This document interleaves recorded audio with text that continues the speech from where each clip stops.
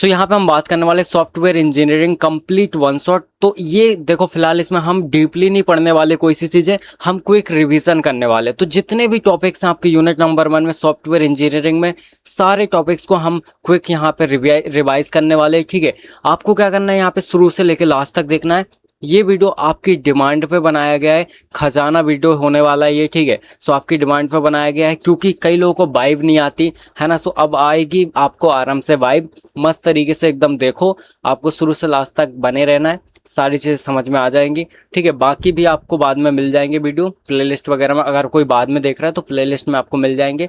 और यहाँ पे कोई आज देख रहा है जिसका कल पेपर है, तो आपको धीरे धीरे करके मैं आपके बनाते जाऊंगा एक एक करके। ठीक है, सो फटाफट से स्टार्ट करते हैं। सो यहाँ पे स्टार्ट करते हैं सबसे पहले अपनी यूनिट नंबर 1। अब यूनिट नंबर 1 का नाम है सॉफ्टवेयर प्रोडक्ट एंड प्रोसेस। अब सबसे पहले हम यही देखेंगे कि सॉफ्टवेयर प्रोडक्ट क्या होता है एंड प्रोसेस क्या होती है। ठीक है, सिंपल है। सो देखो सॉफ्टवेयर प्रोडक्ट क्या होता है, ध्यान से देखो डेफिनेशन क्या लिखी हुई है। It is a collection of computer programs, procedures, documentation, data and configurations. Simple है, ये किसका कलेक्शन होता है, यहाँ पे ये प्रोग्राम्स का कलेक्शन होता है, प्रोसीजर का कलेक्शन होता है, डॉक्यूमेंटेशन का कलेक्शन होता है, डाटा का कलेक्शन होता है एंड कॉन्फ़िगरेशंस का। ठीक है, उसके बाद यहाँ पे it is developed to deliver some value to the user. मतलब मैंने अगर इंस्टाग्राम बनाया तो इंस्टाग्राम यूजर, बहुत सारे यूजर्स यूज कर रहे हैं, है ना। तो उसका काम क्या है, उसका काम ये है कि रील देखना, टाइम पास करना, यही काम है उसका, है ना। तो ये मैंने प्रोडक्ट बनाया और मैं क्या कर रहा हूँ, यूजर का डाटा ले रहा हूँ, यूजर का टाइम ले रहा हूँ। ठीक है, तो ये होता है मेरा प्रोडक्ट। क्लियर है। अब उसके बाद यहाँ पे एग्जाम्पल देख लेते हैं। ठीक है, सो जैसे MS वर्ड हो गया। ठीक है, काफी सारे प्रोडक्ट ऐसे भी हैं जो रियल लाइफ में हमें काम आते हैं, हम अपने डेली यूजेस में उसको लेते हैं। ठीक है, MS वर्ड हो गया। इसके अलावा यहाँ पे एंड्रॉइड्स हो गया, मोबाइल, बहुत सारे एप्लीकेशंस वगैरह हो गई, है ना। OS हो गया, ऑपरेटिंग सिस्टम। यहाँ पे जैसे ऑनलाइन बैंकिंग सिस्टम हो गया, इंस्टाग्राम एप्लीकेशन जैसे मैंने बताया। ठीक है, सो ये क्या अपना यहाँ पे सॉफ्टवेयर प्रोडक्ट है। होप यहाँ तक क्लियर होगा आपको। अब देखो यहाँ पे देखते हैं सॉफ्टवेयर प्रोसेस क्या होती है। सॉफ्टवेयर प्रोसेस क्या है यहाँ पे, it is a set of activity and methods used to develop, deliver and maintain a software product. मतलब ये क्या है, एक प्रोसेस है, एक मेथड है जिसके थ्रू अपन कोई सा भी प्रोडक्ट बनाते हैं। मान लो मुझे इंस्टाग्राम बनाना है तो उसके लिए मैं सारी प्रोसेस को फॉलो करूंगा स्टेप बाय स्टेप। ऐसा तो है नहीं कि डायरेक्टली मैं इंस्टाग्राम एकदम से बिल्ड कर दूंगा, नहीं होगा ना। पहले अपन उसको यहाँ पे प्लानिंग करेंगे, फिर डिजाइनिंग करेंगे, फिर यहाँ पे उसकी कोडिंग करेंगे। ठीक है, इस तरीके से हम सारी चीजें स्टेप बाय स्टेप करते हैं, तब जाके कहीं हमारा एक प्रोडक्ट बनता है। तो ये जो प्रोसेस है उसी को बोलते हैं सॉफ्टवेयर प्रोसेस। ठीक है, यहाँ पे देखो एग्जाम्पल देख सकते हो आप, requirements gathering, designing, coding, testing, deployment, maintenance, ये सारी चीजें क्या है, प्रोसेस का पार्ट है ना। अब इसके बाद की पॉइंट्स देखते हैं अपन इसके। सो की पॉइंट्स में सबसे पहले आ जाएगा प्रोडक्ट। अब प्रोडक्ट क्या होता है, प्रोडक्ट मतलब यहाँ पे देखो व्हाट वी गेट, आउटपुट जो होता है ना, लास्ट में हमें जो आउटपुट मिल रहा है वो हमारा प्रोडक्ट है, सिंपल। अब प्रोसेस क्या है, प्रोसेस वो होती है कि हमने प्रोडक्ट को कैसे डेवलप किया है। तो ये ही यहाँ पे बोल रहा है how the product is develop. ठीक है, तो प्रोडक्ट कैसे बना वो अपनी प्रोसेस है, क्या आउटपुट मिला वो अपना प्रोडक्ट है। ठीक है, अब इसके बाद गुड प्रोसेस क्या होती है, गुड प्रोसेस यही होती है कि अगर अपन ने क्वालिटी वाला प्रोडक्ट बना दिया, इसका मतलब वो प्रोसेस अपनी बहुत ही बढ़िया है। ठीक है, इसके बाद यहाँ पे बोथ आर इक्वली इंपॉर्टेंट, दोनों इंपॉर्टेंट है भाई। बिना प्रोसेस के आप प्रोडक्ट बना नहीं पाओगे, और अगर प्रोडक्ट ही नहीं बनेगा तो यहाँ पे प्रोसेस का क्या मतलब है। ठीक है, सो इस तरीके से दोनों ही काम के हैं। रियल लाइफ एग्जांपल समझो, जैसे when we order food online like Zomato से या फिर स्विगी से हमने फूड वगैरह क्या किया, ऑर्डर किया, है ना। द फूड यानी product reads us because of a process, steps like order, यहाँ पे प्रिपेयर और डिलीवरी और पेमेंट। तो ये सारी प्रोसेस होती हैं जो हम फॉलो करेंगे, है ना। सिंपल सी बात है भाई, आपने कोई सी चीज ऑर्डर की तो वहां पे बनेगी। जोमेटो से अगर कुछ मंगाया आपने तो वहां पे पहले वो रेडी होगा, ठीक है, उसके बाद यहाँ पे आप तक पहुंचेगा ऑर्डर, फिर आप यहाँ पे पेमेंट करोगे तो आपका यहाँ पे पूरा प्रोसेस कंप्लीट हो जाएगी। ये सिंपल है। ये किसके थ्रू हो रहा है, जोमेटो स्विगी, ये क्या है, सॉफ्टवेयर प्रोडक्ट। अब देखो यहाँ पे ये एक है, ये रिमेंबर वाली बात। अब इसमें क्या करना है, product is the result, process is the journey to reach that result. Simple है, प्रोडक्ट क्या है, रिजल्ट है, और जो अपनी प्रोसेस होती है वो क्या है, एक जर्नी है रिजल्ट तक पहुंचने की। सो आपको क्लियर हो गया होगा यहाँ पे प्रोडक्ट क्या है, प्रोसेस क्या है, दोनों चीजें यहाँ पे हो गई। चलो आगे देखते हैं। अब यहाँ पे हम बात करने वाले हैं कैरेक्टरिस्टिक्स ऑफ सॉफ्टवेयर प्रोडक्ट। अब इसकी कैरेक्टरिस्टिक्स क्या होती है, ध्यान से सुनो। सबसे पहला होता है इंटेंसिबल। इंटेंसिबल का मतलब होता है कि हम उसको टच नहीं कर सकते। मान लो हमने स्विगी की एप्लीकेशन है, क्या आप उसको टच कर सकते हो? बोलोगे आप हाँ डाउनलोड करके टच कर सकते हैं, नहीं वो टच नहीं होता है ना। वो तो आप उसको मतलब अपनी स्क्रीन पे टच कर रहे हो ना, एक्चुअल में एप्लीकेशन को थोड़ी टच कर रहे हो। मतलब हम प्रोडक्ट को टच नहीं कर सकते। ये चीज़ यहाँ पे पहली इसके यहाँ पे कैरेक्टरिस्टिक्स में आ जाएगी। उसके बाद यहाँ पे हो जाएगा कि डेवलप्ड इंजीनियर, मतलब यहाँ पे इंजीनियर्स के द्वारा ये बनाया जाता है ना, किसी कंपनी में किसी फैक्ट्री में नहीं बनता ये, ठीक है, किसी प्रॉपर एक कंपनी में बनता है। और सारी चीजें यहाँ पे प्रॉपर एक सिस्टम के थ्रू होती हैं, है ना, एक सॉफ्टवेयर के थ्रू होती है, ठीक है।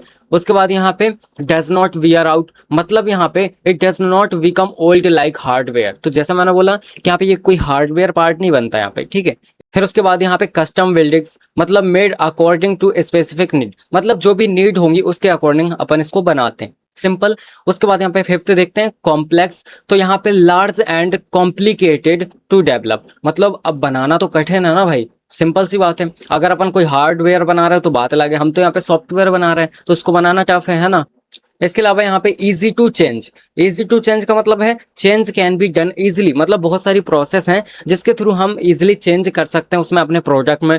अगर हमें कोई सी भी चीज यहाँ पे चेंज करना है, कोई सा अपडेट लाना है तो हम आराम से कर सकते हैं, ये चीज यहाँ पे होती है, ठीक है। इसके अलावा यहाँ पे कन्फर्म्स टू एक्सटर्नल लॉस, मतलब यहाँ पे सिंपल सा समझो कि अपन यहाँ पे लॉस को फॉलो करते हैं, मतलब रूल्स वगैरह जो होते हैं ना, स्टैंडर्ड्स रूल्स होते हैं, उसको फॉलो करके ही हम अपनी चीज को बनाते हैं, है ना। ये आपको क्लियर रखना अपने माइंड में। चलो आगे देखते हैं अपन यहाँ पे। अब देखो मोस्टली इनविजिबल, मतलब हम उसकी जो इंटरनल प्रोसेस है ना उसको देख नहीं सकते कि इंटरनल में क्या वर्किंग चल रही है, कैसे हो रहा है, सब चीजें हम उसको देख नहीं सकते, ठीक है। चलो आगे एग्जांपल की बात करें, एग्जांपल टू अंडरस्टैंड। सबसे पहले यहाँ पे मोबाइल एप्स, लाइक यहाँ पे पेटीएम है, ठीक है। अब पेटीएम में आप पेमेंट वगैरह करते हो तो आपको दिख थोड़ी रहा है कि पेमेंट जहां पे आपने जिसको पेमेंट किया वहां तक जा कैसे रही है, इंटरनल में वर्किंग क्या हो रही है। आपने तो यहाँ से पे कर दिया, उसके पे मैसेज आ गया कि उसके अकाउंट में यहाँ पे क्रेडिट हो गया अमाउंट, है ना।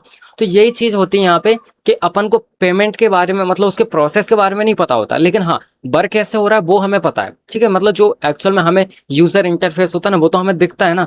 सो यही चीज है यहाँ पे। इस तरीके से आप डायग्राम के थ्रू भी बना सकते हो। सो यहाँ पे लिखना बीच में कैरेक्टरिस्टिक्स ऑफ सॉफ्टवेयर प्रोडक्ट, और यहाँ पे आप स्टेप बाय स्टेप करके यहाँ पे वन बाय वन करके इस तरीके से बना सकते हो। ये सारी चीजें जो मैंने यहाँ पे लिखा था, जैसे इंटेंसिबल होता है, ठीक है, developed engineer, does not wear out, यहाँ पे कस्टम बिल्ड, कॉम्प्लेक्स होता है, इजी टू चेंज होता है, यहाँ पे लॉस को फॉलो करता है, ठीक है, मोस्टली इनविजिबल होता है। तो ये सारी चीजें आप इस तरीके से बना सकते हो। होप आपको ये क्लियर हो गया होगा, है ना।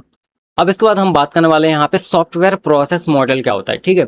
सो ध्यान से समझो, सिंपल से यहाँ पे समझो कि a software process model is a simplified representation of software process, मतलब ये सॉफ्टवेयर की प्रोसेस को बताता है ना, सिंप्लीफाई करता है प्रोसेस को। So it's show the sequence of activity involved in developing a software. तो ये क्या करता है यहाँ पे, एक्टिविटी बताता है यहाँ पे कि आप यहाँ पे किसी भी सॉफ्टवेयर को डेवलप कर रहे हो तो उसमें क्या क्या प्रोसेस को फॉलो कर रहे हो, यही चीज बताता है ना। सो यहाँ पे देखो why we need process model, हमें प्रोसेस मॉडल की जरूरत क्यों है, ध्यान से समझो। यहाँ पे चार चीजें हैं, है ना, चार चीजें हैं तो आप लिख सकते हो। They provide a structured approach, पहला यहाँ पे स्ट्रक्चर अप्रोच हमें प्रोवाइड करते हैं। दूसरा यहाँ पे दे हेल्प्स इन प्लानिंग एंड यहाँ पे शेड्यूलिंग, दे हेल्प्स यहाँ पे प्लानिंग और शेड्यूलिंग, दो चीजों में हमें यहाँ पे हेल्प करते हैं। उसके अलावा दे इम्प्रूव क्वालिटी एंड प्रोडक्टिविटी, तो क्वालिटी और प्रोडक्टिविटी दोनों को ये क्या करते हैं, इंप्रूव करते हैं। उसके अलावा they reduce risk and confusion, तो रिस्क और कंफ्यूजन दोनों को ही ये क्या कर देते हैं, रिड्यूस कर देते हैं। रियल लाइफ एग्जांपल से समझो, मस्त तरीके समझ में आएगा।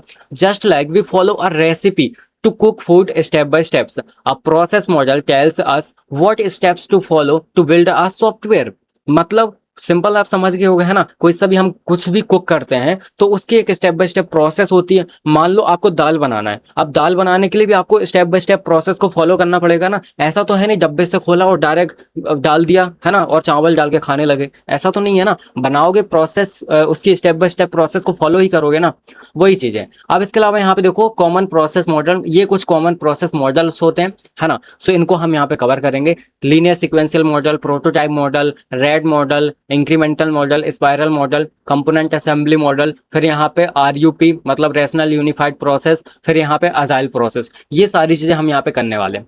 अब यहाँ पे ध्यान से देखो कि all these models have same गोल, मतलब ये सारे मॉडल्स का गोल एक ही है, क्या, प्रोडक्ट को बनाना, क्वालिटी प्रोडक्ट को यहाँ पे क्या करना, बनाना विथ यहाँ पे जो भी आपका बजट है ना, विद इन बजट, राइट। सो इस तरीके से आपको ये चीज समझ में आ गई होगी कि यहाँ पे सॉफ्टवेयर प्रोसेस मॉडल क्या होता है। आगे बढ़ते हैं।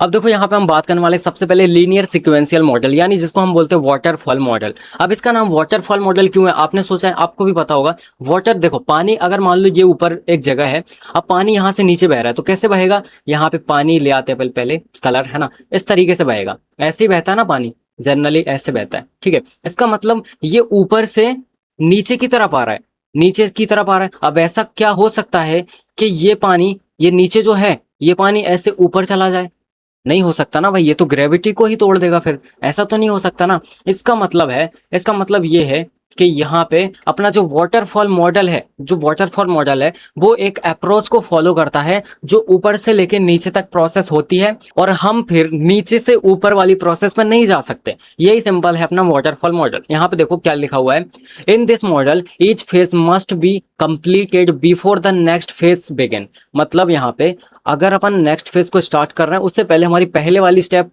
पूरी हो जानी चाहिए। ऐसा नहीं है कि आप इसको इनकम्प्लीट करके आगे मूव कर गए फिर वापस इस पे आ रहे हो, तो इस पे नहीं आ सकते आप, है ना। सो इसलिए इसमें ऐसे ही प्रोडक्ट को अपन बनाते हैं जिसमें गलती के चांस बहुत कम होते हैं। हमें पक्का कंफर्म होता है कि भाई इसमें हमें पीछे नहीं आना पड़ेगा, क्योंकि एक बार बना दिया तो बना दिया, सिंपल, ठीक है। सो इस तरीके से सबसे पहले यहाँ पे रहता है, इस तरीके से आप डायग्राम बना सकते हो सीढ़ियों की तरह, जैसे सीढ़ी आती है ना नीचे, ऐसे इस तरीके से बना सकते हो। तो यहाँ पे होता है रिक्वायरमेंट एनालिसिस, फिर यहाँ पे सिस्टम डिजाइन, फिर यहाँ पे इम्प्लीमेंटेशन मतलब कोडिंग वाला पार्ट अपना, देन टेस्टिंग, फिर डिप्लॉयमेंट, और लास्ट वन इज मेंटेनेंस। इस तरीके से अपना रहता है, ठीक है। उसके बाद यहाँ पे की पॉइंट्स देख लो इसके। सो की पॉइंट्स क्या है, very easy to understand and use, मतलब यहाँ पे बहुत ही ज्यादा इजी होता है समझने के लिए और यूज के लिए। इसके अलावा यहाँ पे works well when requirements are clear, और यहाँ पे स्टेबल, मतलब ये बहुत ही बढ़िया तरीके से वर्क करता है अगर हमें रिक्वायरमेंट क्लियर है और यहाँ पे ये स्टेबल है। इसके बाद यहाँ पे each phase has a specific deliverable, ठीक है, तो इस तरीके से हो जाएगा। और लास्ट है यहाँ पे moving backward is difficult and costly, तो जैसा मैंने बताया कि पीछे नहीं जा सकते, वही चीज यहाँ पे। अब जैसे रियल लाइफ एग्जांपल समझो, मान लो मुझे घर बनाना है, ठीक है, ये इस तरीके से मुझे घर बनाना है ना। अब सबसे पहले घर बनाने के लिए हमें इसकी नींव बनानी पड़ेगी, जो नीचे हम नींव बनाते हैं ना, फिर उस पे क्या होगा, हम वॉल्स बनाएंगे, दीवार बनाएंगे, ये मैंने दीवाल्स बनाई, ठीक है। अब उसके ऊपर फिर हम यहाँ पे छत बनाएंगे, रूफ बनाएंगे, ठीक है। अब ऐसा तो हो नहीं सकता कि मान लो मैं सोच रहा हूँ कि ये जो मैंने नींव बनाई है इसको बाद में बनाता हूँ, पहले मैं क्या करता हूँ, वॉल्स बना लेता हूँ, तो कहाँ खड़ी करोगे वॉल। या फिर मैंने सोचा कि नींव बनाने के बाद डायरेक्टली मैं यहाँ पे छत बना देता हूँ, तो छत को क्या हवा में लगाओगे, है ना। यही चीज यहाँ पे होती है, ये अपना है लीनियर सिक्वेंशियल मॉडल, या फिर हम इसको बोलते हैं वाटरफॉल मॉडल, ठीक है। क्लियर हो गया होगा। अब इसके बाद अपन बात करने वाले हैं यहाँ पे प्रोटोटाइप मॉडल के बारे में। अब ये प्रोटोटाइप मॉडल क्या होता है, देखो बहुत ही सिंपल है, इसी तरीके से समझो। प्रोटोटाइप मतलब हमें एक सैंपल पहले ही दे दिया जाता है, मतलब फाइनल, मुझे मान लो मेरी एक एप्लीकेशन बनवाना है, इंजीनियर डूड लर्निंग, ठीक है, एप्लीकेशन डेवलप करवाना है। अब जिससे मैं डेवलप करवा रहा हूँ, जिस कंपनी से मैं डेवलप करवा रहा हूँ, तो उनने मुझे पहले ही यहाँ पे एक प्रोटोटाइप बना के दे दिया कि भाई देखो आपकी एप्लीकेशन ऐसी होगी, इसमें ये फीचर्स होंगे, इस तरीके से लुक्स होगा इसका, ऐसे ऐसे चीजें होंगी इसमें, ठीक है। तो अब यहाँ पे मैं यूजर हूं उनके लिए, है ना, मतलब मैं यहाँ पे कस्टमर हूँ, ठीक है, यूजर या फिर कस्टमर जो भी आप बोलना चाहो। तो अब मेरी रिक्वायरमेंट है, अब अगर मैं उसको देखूंगा तो अगर मुझे लगेगा कि भाई मुझे यहाँ पे कुछ चेंज कराना है, तो मैं उनको सिंपल सा बोल दूंगा कि नहीं भाई यहाँ पे ये चीज गलत है, यहाँ पे ये मुझे ये चाहिए, ठीक है।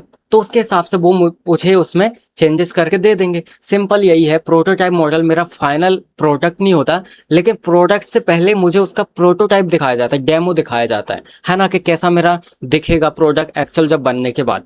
तो वही चीज है यहाँ पे देखो, in this model a prototype यानी sample model is build first to understand requirements better, it is then refined and use to develop the actual system.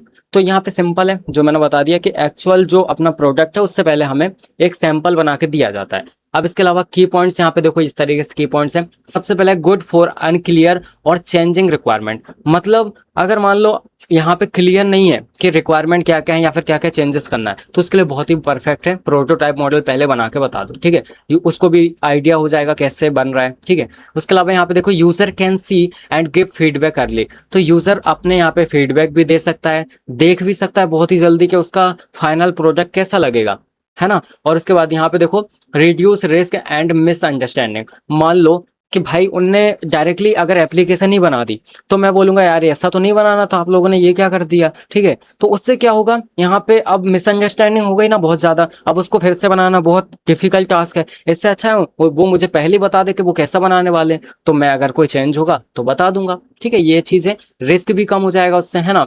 फिर उसके बाद may increase cost if change keep coming, मतलब यहाँ पे जो cost वगैरह है वो भी यहाँ पे पता चल जाएगी कितनी क्या लगेगी, अगर कोई चेंजेस करना है तो कॉस्ट वगैरह भी वो बता सकते हैं कि और ज़्यादा आपको पैसे लगेंगे।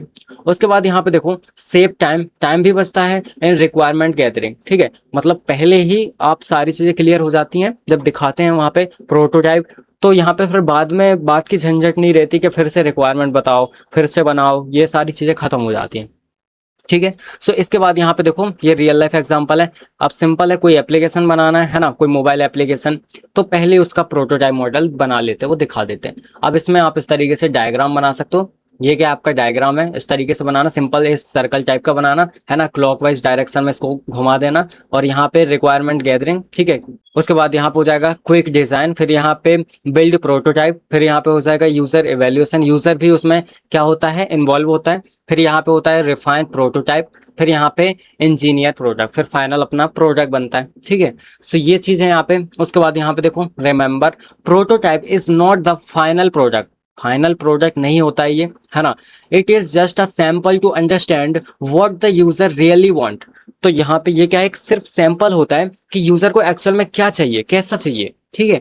अब यहाँ पे देखो बेस्ट यूज्ड व्हेन, यहाँ पे सबसे पहले रिक्वायरमेंट अगर अनक्लियर है तब अपन इसका यूज कर सकते हैं। अगर यहाँ पे new technology is being used, मतलब यहाँ पे कोई सी नई टेक्नोलॉजी यूज हुई है तो इसका यूज कर सकते हैं। इसके अलावा यहाँ पे user is not sure what they want, अगर यूजर कोई कंफर्म नहीं है कि यार उसको क्या चाहिए, कैसा चाहिए, तो फिर वो क्या करेंगे, कंपनी वाले प्रोटोटाइप बनाएंगे कि मैं ऐसे ऐसे बनाऊंगा, मतलब वो दिखा देंगे ना आपको कि भाई मैं देखो ये चीज बनाऊंगा, तो क्या ये आपको सही लग रहा है, तो आप बोलोगे हाँ मुझे सही लग रहा है, मतलब ठीक है ना, इस तरीके से होता है। अब देखो अपना नेक्स्ट है यहाँ पे RAD, मतलब RAD का मतलब होता है रैपिड एप्लीकेशन डेवलपमेंट, ठीक है। सो अब ये RAD मॉडल क्या है, देखो सिंपल सी बात है, अगर मुझे यहाँ पे मैंने बोला कि भाई मुझे 2 वीक के अंदर ही मेरी एप्लीकेशन चाहिए चाहे कुछ हो जाए, तो ये क्या करेंगे, फिर यहाँ पे ये मेरी पहले तो रिक्वायरमेंट लेंगे, ये करेंगे यूज उसमें रेड मॉडल का, और उसमें स्किल्स जो टीम होती है, मतलब जिनको अच्छे से आता है सारी चीजें करना, है ना, जो भी है अपने प्रोडक्ट बनाना, तो उसका ये यूज करेंगे, उन लोगों को इसको डिलीवर कर देंगे, मतलब उन लोगों को देंगे कि भाई आप लोग इसको हैंडल करो, और यहाँ पे आप लोग रेड मॉडल का यूज करो, मतलब रैपिड एप्लीकेशन डेवलपमेंट करना है आपको, ठीक है। विद इन 2 वीक, मतलब उनको डेडलाइन दे दी जाएगी कि भाई इस तारीख तक आपको यहाँ पे कंप्लीट करना ही है चाहे कुछ हो जाए, और यूजर की रिक्वायरमेंट ये है, मतलब पहले ही उन्होंने रिक्वायरमेंट क्लियर कर दी।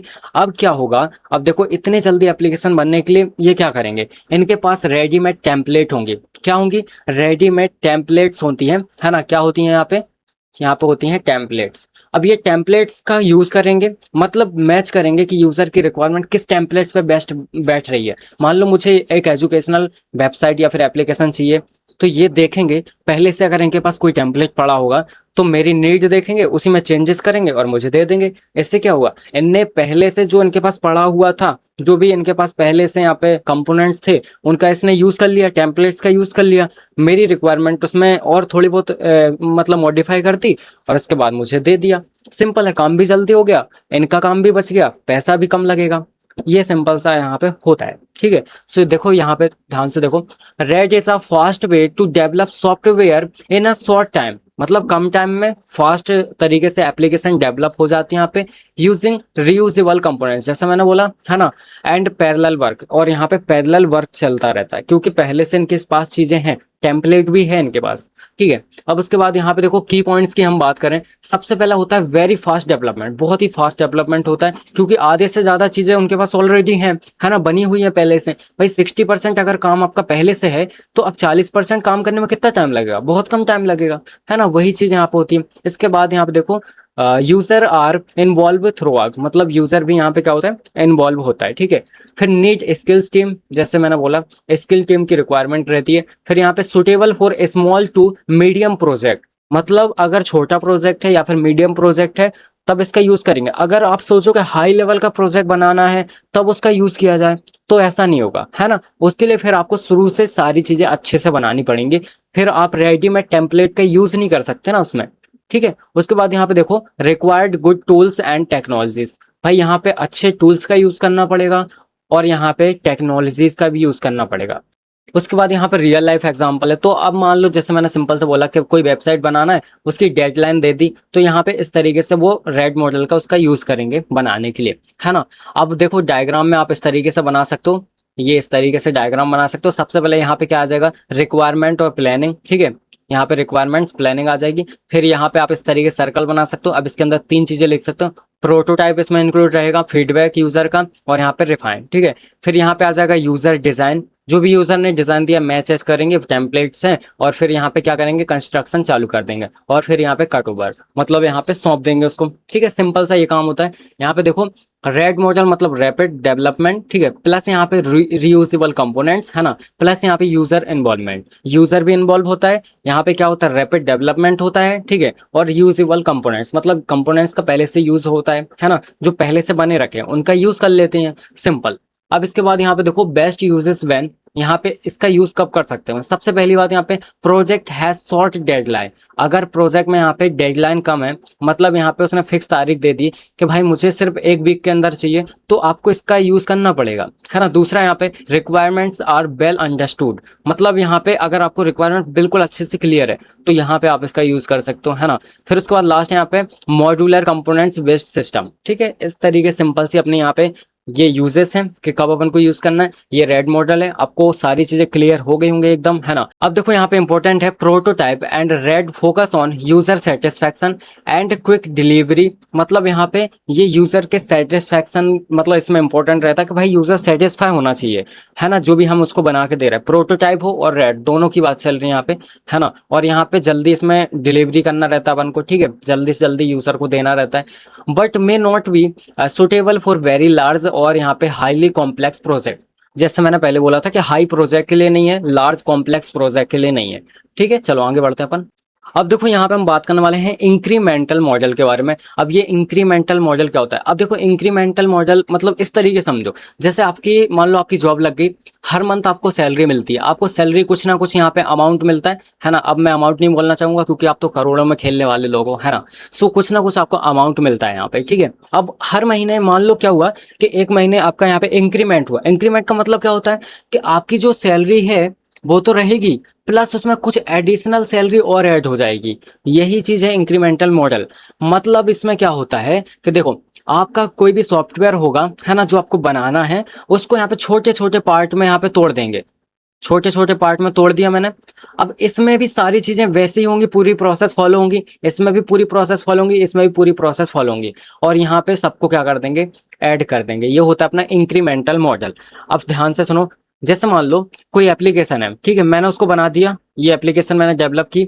अब क्या होगा, अब मान लो ये पब्लिश भी है ना, बट मुझे क्या करना है, इसमें इसमें अपडेट्स करना है, कुछ ना कुछ अपडेट करना है। तो मैं क्या करूंगा, पहले से जो चीजें हैं वो तो रहेंगी, एक और इसमें इंक्रीमेंट कर दूंगा। इंक्रीमेंट मतलब कुछ अपडेट्स ला दूंगा और इसमें जोड़ दूंगा। सिंपल ये है, इस तरीके से मैं कर सकता हूँ। यही है अपना इंक्रीमेंटल मॉडल। सो यहाँ पे देखो सबसे पहले इन this model the complete product is developed in small increments. तो इस स्मॉल इंक्रीमेंट्स में ये क्या होता है, पूरा प्रोडक्ट अपना डेवलप होता है ना। उसके बाद each increments add some functionality to the previous one. मतलब यहाँ पे देखो ये मैंने बोला कि एप्लीकेशन पहले से बनी रखी है ना, तो इसकी फंक्शनैलिटी जो है वो तो रहेंगी इसके अंदर, और कुछ एडिशनल चीजें और ऐड हो जाएंगी। ये सिंपल सा है।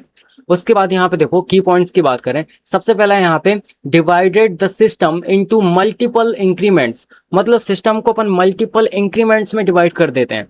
First increment is the core product with basic features. मतलब यहाँ पे जो पहला इंक्रीमेंट होगा उसमें तो बेसिक अपना प्रोडक्ट की जो बेसिक चीजें वो होंगी, है ना, कोर प्रोडक्ट है क्योंकि वो राइट, शुरुआत वहीं से हो रही, बेसिक फीचर्स होंगे उसके अंदर। फिर नेक्स्ट जो यहाँ पे इंक्रीमेंट्स होगा उसमें और ज्यादा फीचर्स अपन ऐड करेंगे।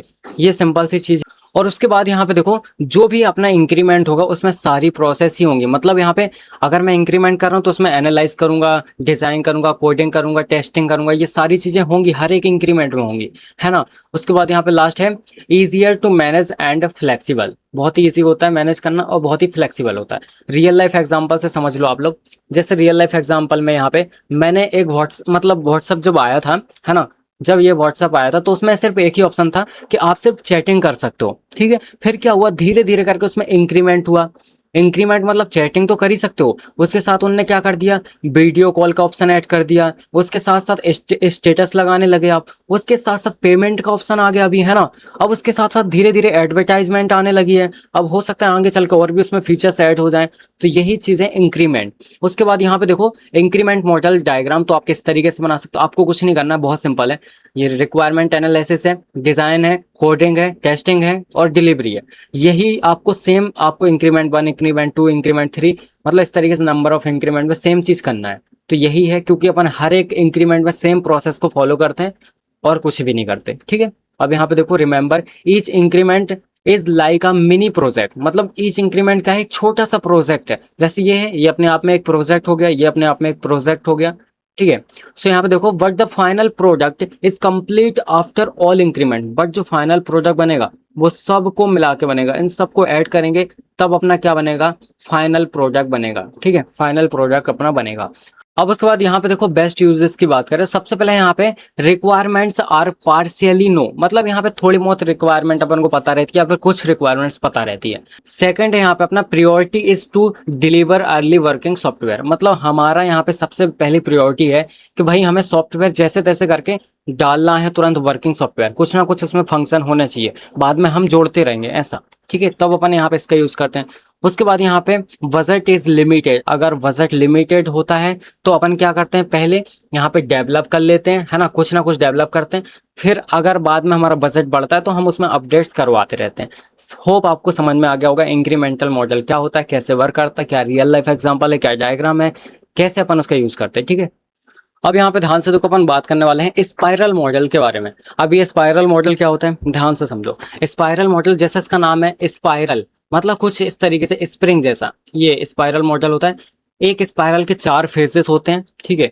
अब ये काम कैसे करता है और क्या करता है, देखो अगर कहीं भी कभी भी रिस्क नाम की चीज के नाम आ रहा है, मतलब किसी भी अपन को प्रोजेक्ट में रिस्क नाम की चीज है कि भाई रिस्क बहुत है वहां पे, है ना, उस प्रोडक्ट में, उस प्रोडक्ट में जो भी अपन बनाने वाले हैं, तो इसका मतलब अपन स्पाइरल मॉडल का यूज करेंगे, क्योंकि इसमें हर एक इटरेशन में, हर एक स्पाइरल में अपन यहाँ पे रिस्क चेक करते हैं कि कोई दिक्कत तो नहीं है ना। इसलिए ये इसमें रिस्क बहुत ही ज्यादा अच्छे से चेक होता है, तो गलती करने के चांस बहुत कम होते हैं। इसलिए जहां भी सुरक्षा की बात आती है, सिक्योरिटी की बात आती है, वहां पे स्पाइरल मॉडल का यूज किया जाता है, ठीक है। अब देखो यहाँ पे क्या लिखा हुआ है, spiral model is a risk driven model, it combines iterative nature of prototyping with the systematic and controlled aspect of the waterfall model। अब देखो waterfall मॉडल में क्या था, step by step approach follow होती है, फर्स्ट स्टेप, सेकंड, थर्ड, इस तरीके से, है ना। और आप यहाँ पे बहुत ही बढ़िया तरीके से केयरफुली उस स्टेप्स को फॉलो करते हो, क्योंकि हमें पता है पीछे हम आ नहीं सकते वापस बाद में। तो इसलिए क्या होता है, ये उस अप्रोच को लेता है, यहाँ पे वाटरफॉल की अप्रोच लेता है यहाँ पे, कि यहाँ पे ये step by step solution follow करेगा, है ना, जो भी चीज बनाएगा स्टेप बाय स्टेप बनाएगा, और यहाँ पे स्पाइरल्स में बनाएगा, इटरेटिव मतलब इटरेशंस में बनाएगा। हर एक इटरेशन में 4 फेजेस होती हैं, है ना, वो आपको बगल में दिख रही होंगी डायग्राम में, अभी बात करेंगे अपन। अब उसके बाद यहाँ पे देखो की पॉइंट्स की बात करें, project is divided into small released calls loop, मतलब यहाँ पे प्रोजेक्ट्स को अपन लूप में यहाँ पे डिवाइड करते, छोटे छोटे लूप में क्या कर देते, इसको डिवाइड कर देते हैं। उसके बाद देखो each loops goes through 4 phases, मतलब हर एक लूप में 4 फेजेस यहाँ पे होती हैं, है ना, हर एक लूप में। अब उसके बाद यहाँ पे देखो emphasis is on risk analysis, मतलब मेन इसका काम क्या है, रिस्क को एनालाइज करना, उसी के लिए ये बनाया गया है खास तौर पर, है ना। अब उसके बाद लास्ट यहाँ पे more suitable for large and complex project. अब जहाँ पे लार्ज प्रोजेक्ट की बात आती है, कॉम्प्लेक्स प्रोजेक्ट की बात आती है, वहां पे अपन इसका यूज करते हैं। रियल लाइफ एग्जांपल समझते हैं, जैसे मान लो ये एयरक्राफ्ट है, ठीक है। अब इसमें अपन को क्या करना है, कोई सी भी इसकी सिक्योरिटी सिस्टम के लिए अपन को कोई सी चीज डेवलप करना है, तो अपन वहां पे यूज करेंगे स्पाइरल मॉडल का, क्योंकि ये क्या करेगा, इसको इटरेशन में तोड़ देगा, इटरेशन 1, इटरेशन 2, इस तरीके से। हर एक इटरेशन में क्या होगा, यहाँ पे सिक्योरिटी को चेक करेगा, कोई सी चीज कमी तो नहीं है उसके अंदर, वो चेक करेगा, है ना, या फिर और क्या रिक्वायरमेंट और क्या ऐड कर सकता है वो चीजें देखेगा। ये सारी चीजें हर एक इटरेशन में, हर एक लूप में देखी जाती हैं। सो सिंपल, ये अपना एग्जाम्पल हो जाएगा। अब इम्पोर्टेंस की बात करें यहाँ पे इम्पोर्टेंट, तो देखो incremental model focus on functionality addition. Incremental model का मतलब होता है कि और एडिशनल फंक्शनैलिटी ऐड करना, और स्पाइरल मॉडल का मतलब होता है रिस्क को मैनेज करना, मतलब रिस्क मैनेजमेंट। क्लियर है? ये इसका डायग्राम है, इस तरीके से आपको इस तरीके से स्पाइरल बनाना है, ये इस तरीके से, है ना। बीच में से इसको ऐसे 4 पार्ट में डिवाइड कर देना है। पहला पार्ट अपना ये होगा, ये रहता है बेसिकली प्लानिंग और अपने प्लानिंग एनालिसिस वगैरह, है ना, जो भी रिक्वायरमेंट्स है, रिक्वायरमेंट्स गैदरिंग, वो अपना रहता है। सो यहाँ पे लिख देना determine objects, alternatives and constraints, मतलब यहाँ पे जो भी अपनी यहाँ पे कंडीशंस है, ठीक है, उसके अकॉर्डिंग। उसके बाद यहाँ पे अपना सेकंड फेज आता है, जो जो होता है अपने यहाँ पे रिस्क एनालिसिस एंड यहाँ पे इवेल्युएशन, ठीक है। सो रिस्क एनालिसिस और यहाँ पे इवेल्युएशन सेकंड पार्ट है।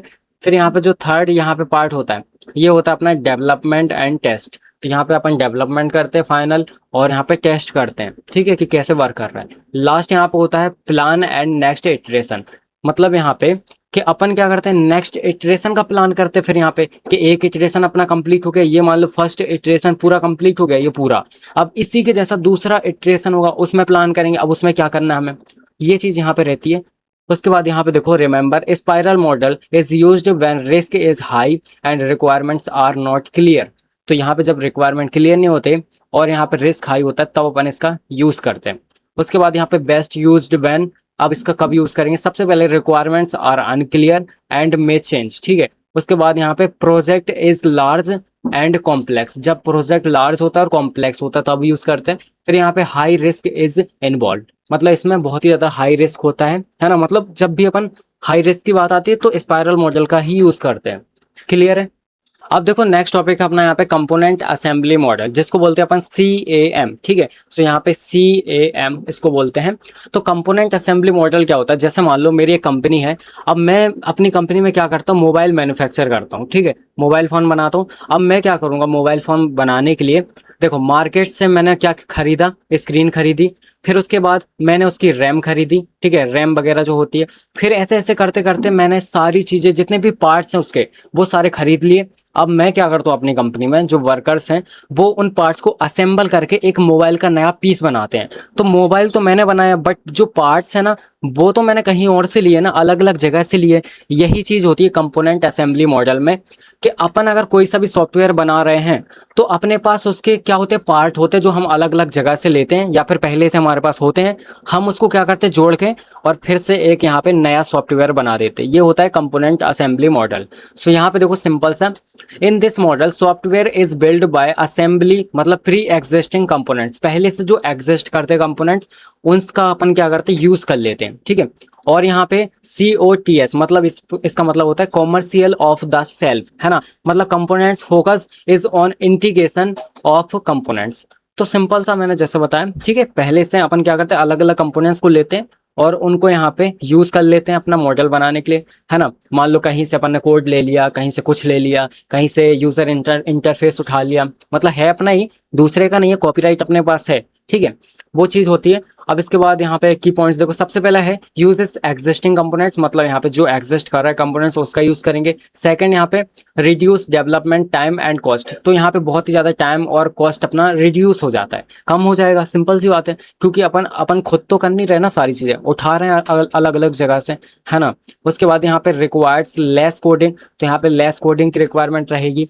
फिर उसके बाद यहाँ पे quality depends on available components, अब ये क्वालिटी डिपेंड करेगी भाई आपने कंपोनेंट्स कौन सा यूज किया है, कैसा किया है। मान लो मोबाइल बना रहे हैं तो उसमें जो भी आपने रैम लगाई है, ठीक है, वो आप कैसी क्वालिटी की लगा रहे हो, स्क्रीन आप कैसी क्वालिटी की लगा रहे हो, उसमें जो भी फंक्शन वगैरह कर रहे हो वो कैसी क्वालिटी कर रहे हो, तो वो डिपेंड करेगा जो आप चीजें लेके आए हो मार्केट से, है ना, उस पर डिपेंड करता है। उसके अलावा यहाँ पे हो जाएगा integration is the main task, integration ही सबसे मेन टास्क होता है इसमें जोड़ना। रियल लाइफ एग्जांपल, जैसे मान लो मुझे यहाँ पे एक पीसी बनाना है, ठीक है, पीसी बिल्ड करना है। अब मैंने क्या किया, मैंने CPU मंगवा लिया कहीं से, स्क्रीन कहीं और से मंगवा ली, ठीक है, ये जो पूरा होता है ना। उसके बाद मैंने कीबोर्ड्स ले लिया, माउस ले लिया अलग से, केबल सारी चीजें ले ली और उसको असेंबल कर लिया, तो मेरा पूरा एक एक चीज बन गई ना, ये पूरा पीसी का सेटअप बन गया। तो यही क्या है मेरा यहाँ पे असेंबली, है ना, मतलब मैंने असेंबल किया ना इसको, ठीक है, कंपोनेंट असेंबली मॉडल। अब यहाँ पे आप इसका डायग्राम देख सकते हो। डायग्राम में देखो ये कंपोनेंट ए है, कंपोनेंट बी है, और यहाँ पे नंबर ऑफ कंपोनेंट्स हैं, मतलब कितने भी पार्ट ले सकते हो ना, बहुत सारी चीजें हैं यहाँ पे। तो फिर आपने सबको क्या कर दिया, ऐसे करके कंबाइन कर दिया यहाँ पे इंटीग्रेशन इंजन, ठीक है, यहाँ पे कंबाइन किया और फिर आप क्या कर रहे हो, फाइनल यहाँ पे सॉफ्टवेयर डेवलप कर रहे हो, ठीक है, सॉफ्टवेयर सिस्टम आपने फाइनली बना दिया है। तो ये अपना यहाँ पे कहलाता है कंपोनेंट असेंबली मॉडल। अब देखो remember, good integration of components equals to होता है गुड सिस्टम, मतलब अच्छा कंपोनेंट्स, मतलब अच्छा आप इंटीग्रेशन करोगे, अच्छे कंपोनेंट्स का यूज करोगे तो आपका सिस्टम बहुत अच्छा बनेगा। अगर आप यहाँ पे बैड इंटीग्रेशन करोगे, उल्टा सीधा जोड़ दोगे, तो सिस्टम फेल हो जाएगा, बार बार कोई सी चीज काम नहीं करेगी। ये चीज इसके अंदर रहती है। अब उसके बाद बात करते हैं यहाँ पे बेस्ट यूज व्हेन, मतलब इसका यूज कब करते हैं। सबसे पहला है रिलायबल कंपोनेंट्स आर अवेलेबल, है ना, जब यहाँ पे रिलायबल कंपोनेंट्स अवेलेबल हो, अच्छी क्वालिटी वाले, ठीक है। उसके बाद यहाँ पे प्रोजेक्ट हैज शॉर्ट टाइम और यहाँ पे लिमिटेड बजट, जब प्रोजेक्ट में हमारे पास शॉर्ट टाइम होता है और लिमिटेड बजट होता है ना, तब अपन इसका यूज करते हैं। उसके बाद यहाँ पे सिस्टम रिक्वायरमेंट्स आर स्टेबल, मतलब जब सिस्टम की रिक्वायरमेंट्स यहाँ पे क्या हो, स्टेबल हो, तब अपन इसका यूज करते हैं। सो होप आपको क्लियर हो गया होगा असेंबली, यहाँ पे कंपोनेंट असेंबली मॉडल क्या होता है, क्या डायग्राम होता है, एक्चुअल में क्या इसका मीनिंग होता है, ठीक है। अब यहाँ पे ध्यान से देखो, अपन बात करने वाले हैं RUP के बारे में, मतलब रैशनल यूनिफाइड प्रोसेस के बारे में। अब ये रैशनल यूनिफाइड प्रोसेस क्या होता है, ध्यान से समझो। रैशनल यूनिफाइड प्रोसेस का मतलब ये होता है, अपन क्या करते हैं, एक एक इटरेशन को देखते हैं, मतलब छोटे छोटे इटरेशन होते हैं, उसमें कंप्लीट होता है अपना काम। अब आप लोग सोचोगे कि जो स्पाइरल मॉडल है, स्पाइरल मॉडल, उसमें भी तो हम इटरेशन को देख रहे थे ना, तो इसमें नया क्या है, क्यों इसको बनाना पड़ा। तो ध्यान से समझो, जो अपना स्पाइरल मॉडल था ना, वो काफी हद तक ऐसे मतलब थ्योरेटिकल था, है ना, उसमें प्रैक्टिकल तरीके से उसको अप्लाई नहीं कर पा रहे थे हम। सो इसलिए यहाँ पे RUP को बनाया गया, रैशनल यूनिफाइड प्रोसेस मॉडल को बनाया गया, ताकि ये प्रॉपर तरीके से मतलब इटरेशन में काम हो। इसमें क्या होता है, देखो इटरेशन में काम होता है ना, एकदम बिल्कुल मतलब एक एक चीज चेक की जाती है हर एक प्रोसेस में, हर एक इटरेशन में। यूजर जो डेवलपर भी होते हैं ना, उनको भी क्लियर होता है कि भाई इस इटरेशन में ऐसी ऐसी चीजें हो रही हैं, हाँ ठीक है, हम यहाँ पे ऐसी चीज कर सकते हैं, ऐसा चेक कर सकते हैं, मतलब बहुत ही ईजी होता है। हर एक चीज बिल्कुल एकदम खुली किताब की जैसी होती है, सारी चीजें उनको दिखती हैं, सब चीजें उनके लिए क्लियर रहती है, इसलिए अपन इसका यूज करते हैं RUP का, ठीक है। होप आपको इतना क्लियर हो गया होगा। अब की पॉइंट्स इसके देख लेते हैं अपन यहाँ पे। पहले यहाँ पे डेफिनेशन देखते हैं, RUP is an iterative and incremental process. तो इटरेटिव और इंक्रीमेंटल प्रोसेस है। Framework is to use case it is use case driven and architecture centric, मतलब इसका मतलब क्या होता है, ध्यान से समझो। देखो यूज केस ड्रिवन का मतलब होता है यहाँ पे कि देखो यूजर की जो भी रिक्वायरमेंट है, कैसे वो उसके साथ कनेक्ट होगा, कैसे काम करेगा, ये सारी चीजें मैं देखकर ही इसको प्रॉपर हर एक इटरेशन को बनाया जाता है। मेन फोकस इसका यही रहता है कि यूजर कैसे इसके साथ यहाँ पे बेटर तरीके से काम कर सकता है, मेन फोकस इसी चीज पे रहता है उनका। सो इसलिए यहाँ पे यूज केस ड्रिवन लिखा हुआ है, ठीक है। उसके बाद यहाँ पे आर्किटेक्चर सेंट्रिक, इसका मतलब ये होता है कि अगर मान लो यूजर की रिक्वायरमेंट कुछ है ना, यूजर ने बोला कि भाई तुमने ये सॉफ्टवेयर बनाया है, अब मुझे इसमें ये चीज यहाँ पे चेंज चाहिए, तो वो यूजर को सामने बिठाएंगे कि आजा भाई बैठ यहाँ पे, और एक एक चीज उसके सामने करेंगे। कि ऐसा नहीं है कि बाद में मतलब पहले उसने यूजर ने बता दिया, अब उसके बाद पीछे बना रहा फिर वापस फिर दिखा रहे यूजर को, ऐसा नहीं है। एक एक चीज यूजर के सामने होगी और उसको बोलेंगे ये सही लग रहा है, हाँ यहाँ पे ये देख ऐसे होगा, ये देख ऐसे होगा, मतलब सारी चीजें फेस टू फेस एकदम, है ना, मतलब जैसे इंटरव्यू होता है ना फेस टू फेस, ऐसे इसमें होता है। क्लियर है आपको, ये समझ में आ गया। की पॉइंट्स देखते हैं। सबसे पहला इटरेटिव एंड इंक्रीमेंटल प्रोसेस होती है, फिर उसके बाद यूज केस ड्रिवन, मतलब फोकस ऑन यूज केसेस, जैसे मैंने बोला कि मेन फोकस ये रहता है यूजर कैसे उससे इंटरेक्ट करेगा। और उसके बाद आर्किटेक्चरल सेंट्रिक, मतलब वही कि यूजर को सामने बिठा के सारी चीजें बनाई जाती हैं। फिर यहाँ पे रिस्क मैनेजमेंट इज इंपॉर्टेंट होता है इसमें, ठीक है, जैसा अपना स्पाइरल मॉडल में था। फिर यहाँ पे फ्लेक्सिबिलिटी एंड अडेप्टेबल है, ठीक है, तो ये चीज है। फिर इसके अलावा works well for large project के लिए बहुत ही ज्यादा यूज होता है। मैक्सिमम जो बड़ी बड़ी कंपनीज होती है ना, वो इसी का यूज करती है लार्ज प्रोजेक्ट के लिए, ठीक है।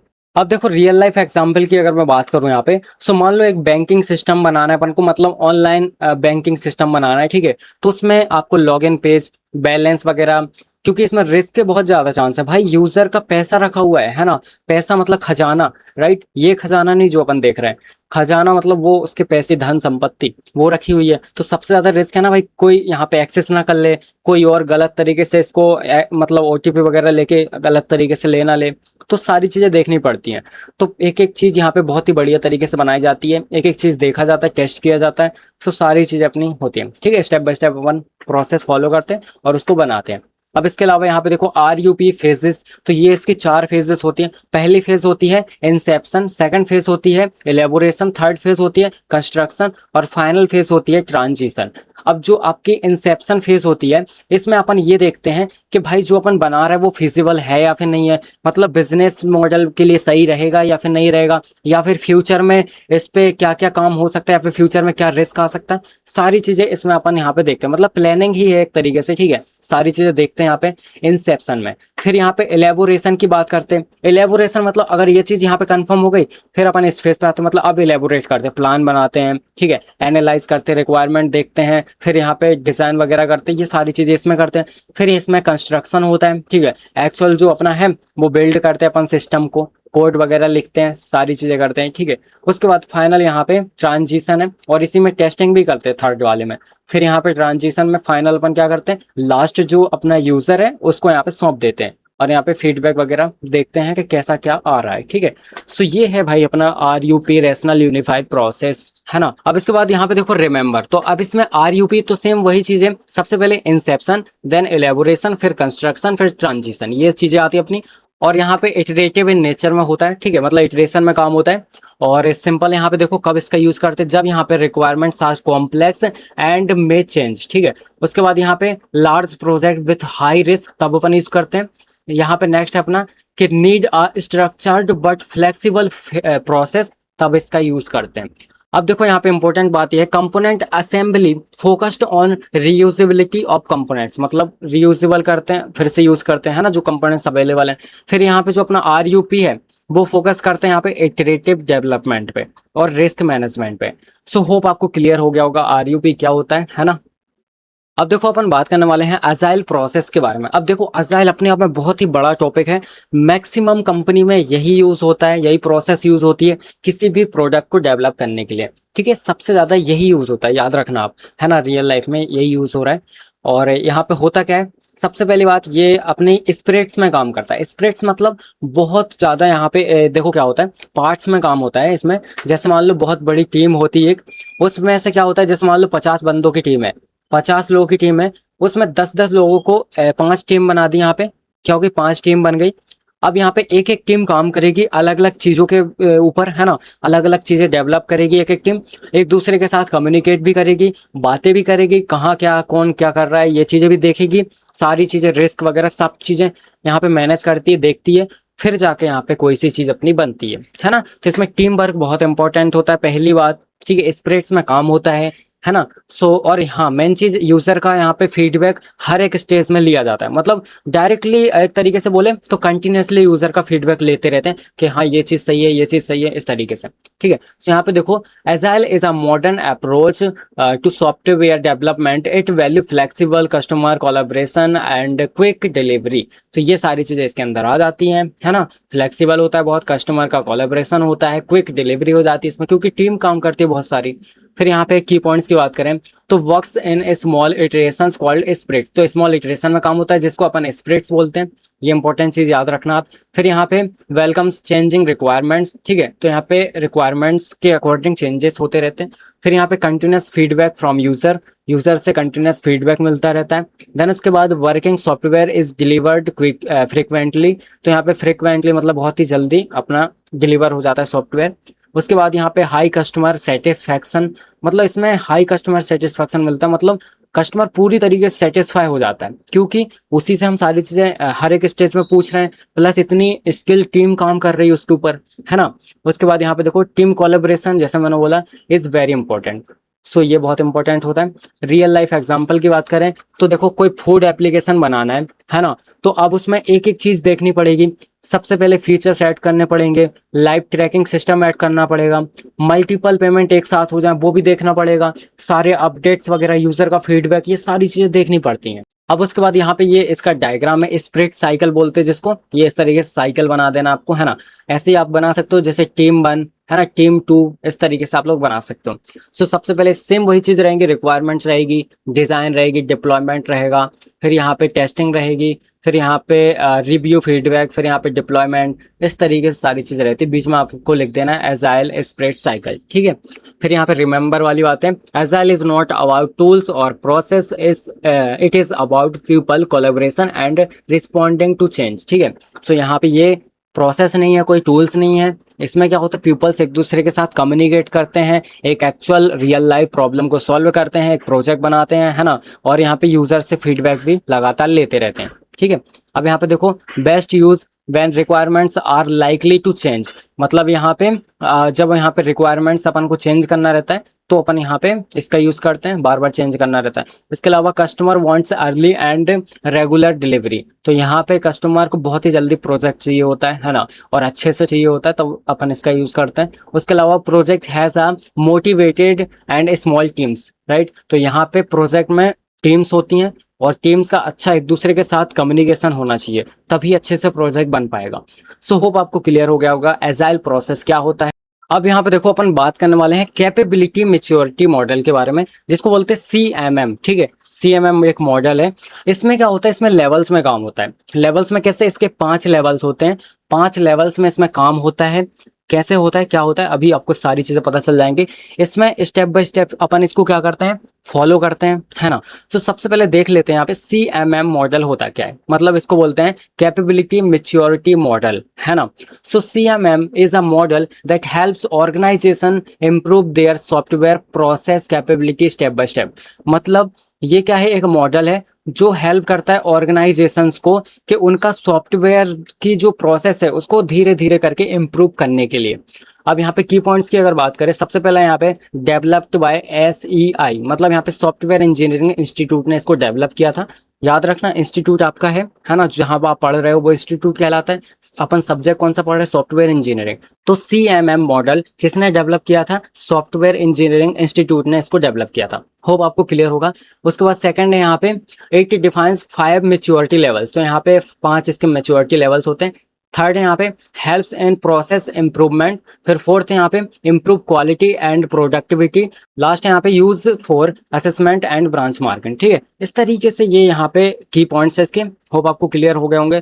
अब यहाँ पे रियल लाइफ एग्जांपल की बात करें तो देखो, सिंपल से समझो, जैसे आप जब स्कूल में थे, आप स्कूल में थे तो मान लो आप लेवल 1 पे थे, है ना, आप यहाँ पे लेवल 1 पे थे। फिर क्या हुआ, स्कूल से आप कॉलेज में आ गए, कॉलेज में आ गए तो आप लेवल यहाँ पे, मतलब आपका लेवल क्या हो गया, बढ़ गया ना, तो आप 1 से लेके यहाँ पे आगे वाले लेवल पे बढ़ गए, ठीक है। यही चीज यहाँ पे होती है, मतलब लेवल बढ़ना, एक नई स्टेप पे जाना, ठीक है। सो यहाँ पे ये लेवल्स हैं, इसको बोलते हैं स्टेयरकेस मॉडल। तो यहाँ पे आपको सीढ़ी बनानी है, 5 सीढ़ी बनानी है। पहली सीढ़ी में आपको लिखना है लेवल 1, मतलब इनिशियल लेवल है।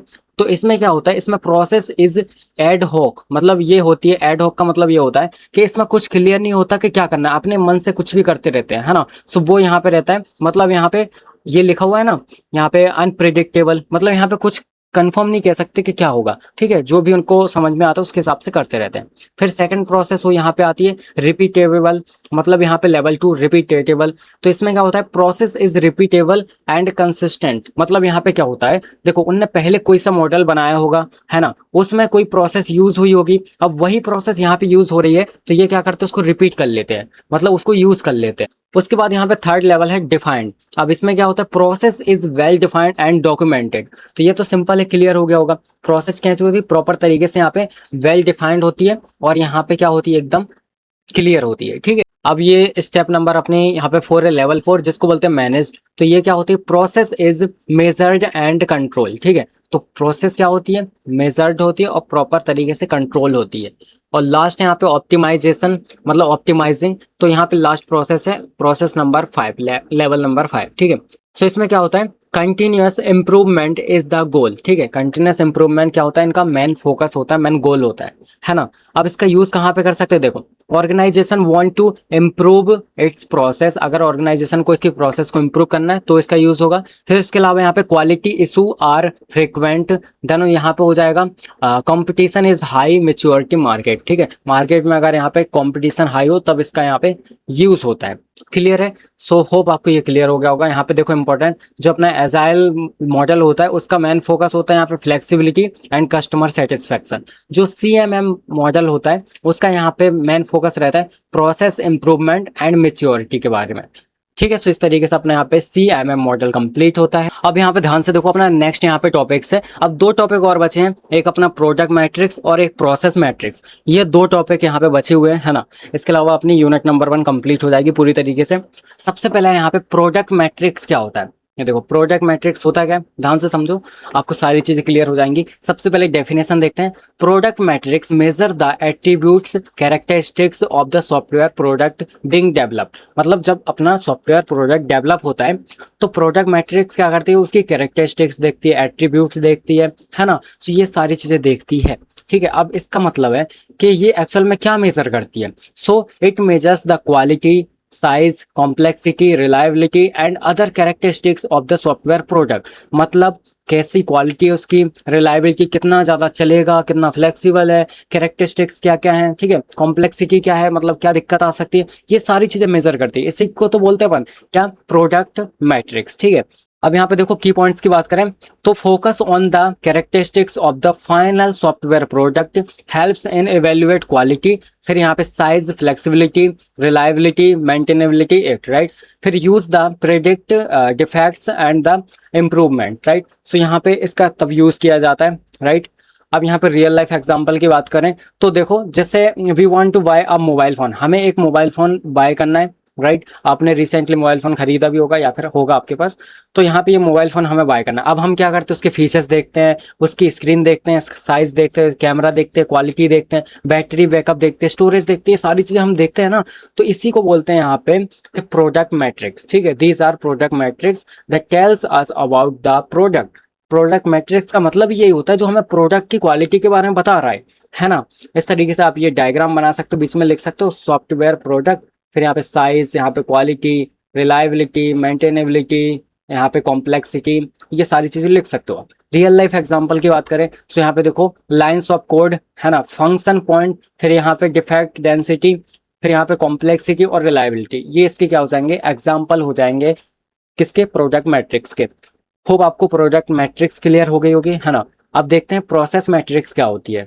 अब इसके बाद हम बात करने वाले हैं प्रोसेस मैट्रिक्स क्या होती है। देखो सिंपल तरीके से समझो, प्रोसेस मैट्रिक्स क्या होती है, किसी भी चीज की एफिशिएंसी देखना, इफेक्टिवनेस देखना, परफॉर्मेंस देखना, कैसे काम कर रहा है। क्योंकि देखो अभी आपने मोबाइल खरीदा, मोबाइल में आपने देखा कैमरा कैसा है, साइज क्या है मोबाइल का, बैटरी बैकअप कैसा है, ये सारी चीजें देखी।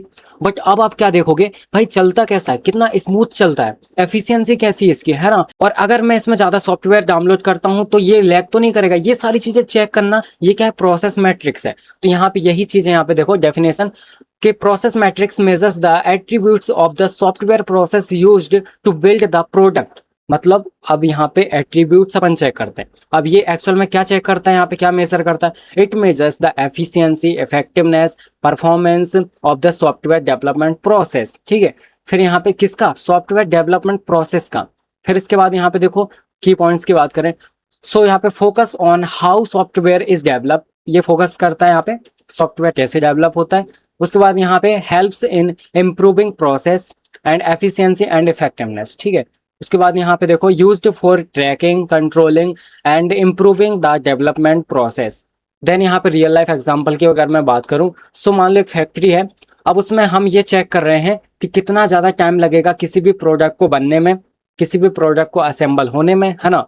और इसके अलावा कितने वर्कर्स काम कर रहे हैं, ठीक है, ये सारी चीजें हम देखें, कितना कॉस्ट लग रहा है। तो इसी को तो बोलते हैं अपन यहाँ पे प्रोसेस मैट्रिक्स, राइट। अब यहाँ पे इस तरीके से आप डायग्राम भी बना सकते हो कि रिक्वायरमेंट्स, फिर यहाँ पे डिजाइन, ये प्रोसेस ही है एक तरीके से, requirements, design, coding, testing, maintenance, ये सारी प्रोसेस है ना। इसी को हम बोलते हैं process matrix, right. So each steps of the process can be measured, right. हम सारी स्टेप्स को क्या करते हैं, मेजर करते हैं। फॉर एग्जांपल की बात करें, यहाँ पे देखो एफर्ट्स, है ना, कितना एफर्ट्स लग रहा है, शेड्यूल, कॉस्ट, यहाँ पे प्रोडक्टिविटी, और यहाँ पे डिफेक्ट, रिमूव, एफिशिएंसी। सो आपको समझ में आ गया होगा एक्चुअल में कि अपनी यूनिट नंबर 1 में क्या क्या टॉपिक्स है, कैसे पढ़ना है। मैंने एक सारा ओवरव्यू आपको बहुत ही बढ़िया तरीके से दे दिया। होप आपको यहाँ पे सारी चीजें क्लियर होंगी। सो बिना स्किप किए देखा है अगर आपने, तो आपको कमेंट जरूर करना है कि आपने यूनिट 1 को बिना स्किप किए देखा है।